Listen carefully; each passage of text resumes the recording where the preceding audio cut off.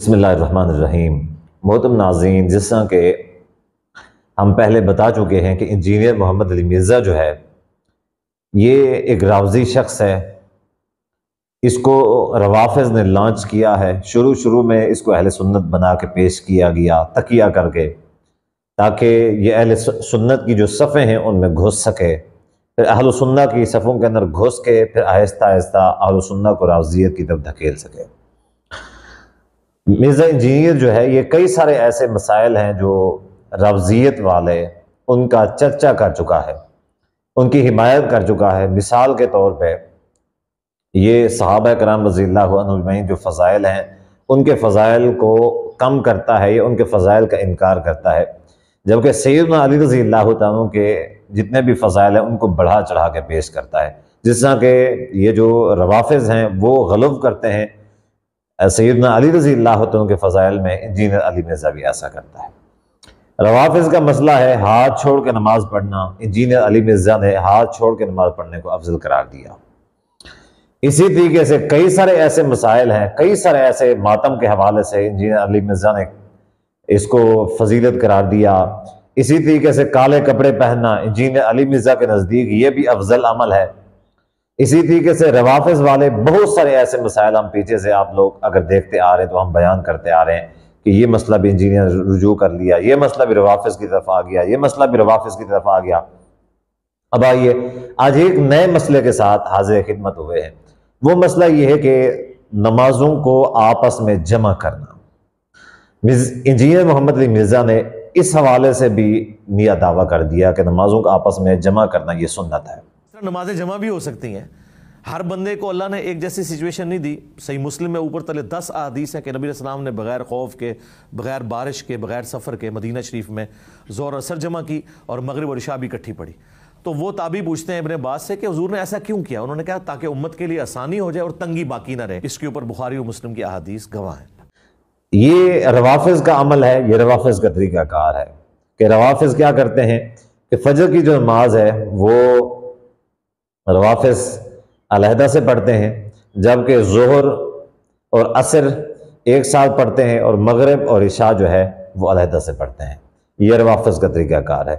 Engineer علی مرزا نے بھی اس چیز کو صحیح اور سنت قرار دے دیا ہے۔ صحیح مسلم کے اندر یا بخاری کی دوسری حدیث کی کتابوں کے اندر ایک حدیث ہے، سیدنا عبداللہ بن عباس رضی اللہ تعالیٰ عنہ فرماتے ہیں کہ رسول اللہ صلی اللہ علیہ وسلم نے بغیر کسی سفر اور بغیر کسی خوف کے 2 نمازوں کو جمع فرمایا۔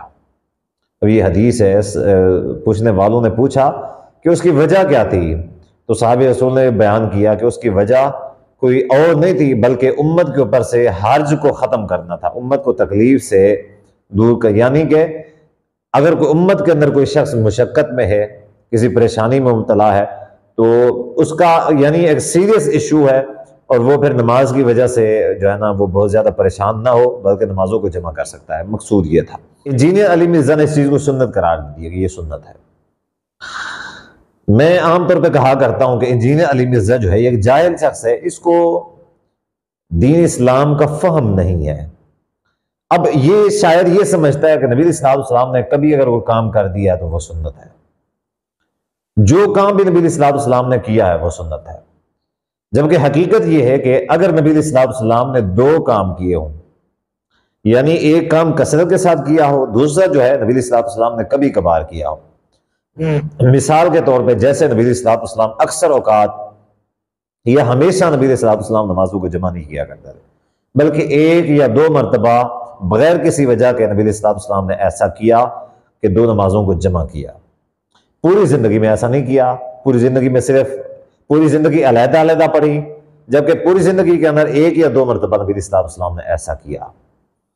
اب ان میں سے ایک چیز سنت ہوگی، دونوں طریقے سنت نہیں ہوگی، یہ بات ذہن میں رکھ لیں۔ اور سنت کون سا طریقہ ہوگا؟ جو نبی صلی اللہ علیہ وسلم کا ہمیشگی والا ہوگا وہ طریقہ سنت ہوگا، اور جو دوسرا ہوگا وہ نبی صلی اللہ علیہ وسلم نے اس کے جواز کی طرف اشارہ فرمایا ہوگا کہ اگر بحالت عذر کسی کے پاس کوئی جینون عذر ہے تو وہ ایسا کر سکتا ہے۔ مقصود یہ بتانا ہے۔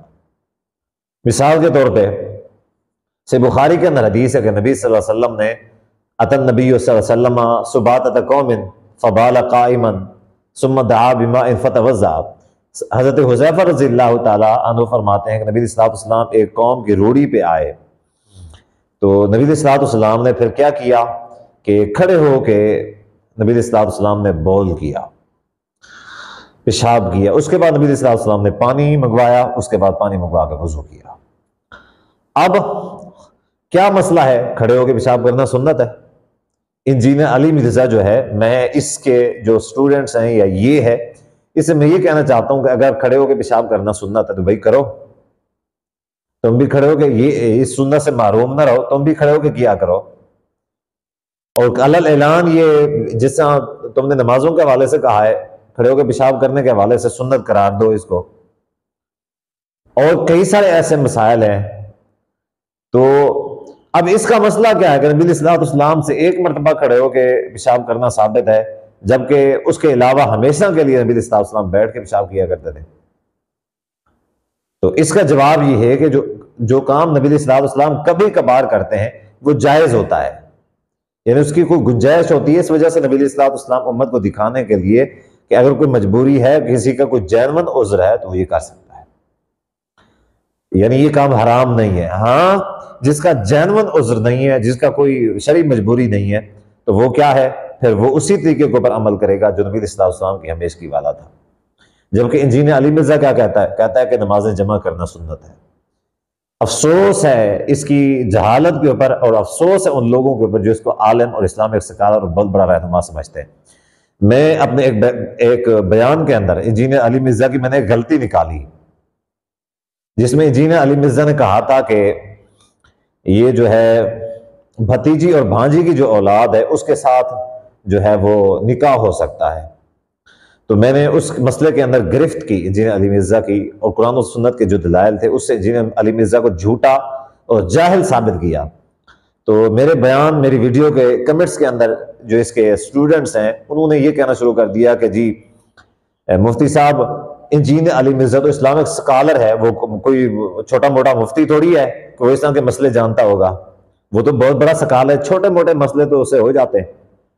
اب حیرت کی بات یہ ہے کہ جو بنیادی مسائل ہیں وہ ان کے نزدیک چھوٹے موٹے ہیں، اور جو بڑے مسائل ہیں ان کے نزدیک وہ روافظ والے ہیں، وہ روافظ والے ان کے نزدیک اہم مسائل ہیں، اور یہ جو اہل سنت والے یا دین کے بنیادی مسائل ہیں یہ مرزا انجینئر نہیں جانتا، اور اس کا ان مسائل کو جاننا کوئی ضروری بھی نہیں ہے۔ صحابہ کے خلاف بغض انجینئر کو جاننا ضروری ہے، اور اس سے وہ سکالر بنتا ہے، جبکہ جو نکاح کے حلال و حرام کے مسائل ہیں انجینئر علی مرزا نہیں جانتا۔ یہ چھوٹے موٹے مفتیوں کا کام ہے، یہ اسلامک سکالر کا کام نہیں ہوتا۔ یہ ہے انجینئر علی مرزا کا اسٹوڈنٹ، اور یہ ہے انجینئر علی مرزا کی جو تربیت ہے، اس کا جو دیا ہوا شعور ہے، جو یہ کہتے ہیں کہ اس نے شعور دیا ہے، یہ شعور ہے۔ تو اللہ تعالیٰ سے دعا ہے کہ اللہ تعالیٰ انجینئر علی مرزا کے فتنے سے ہم سب کو، سارے مسلمانوں کو محفوظ فرمائے۔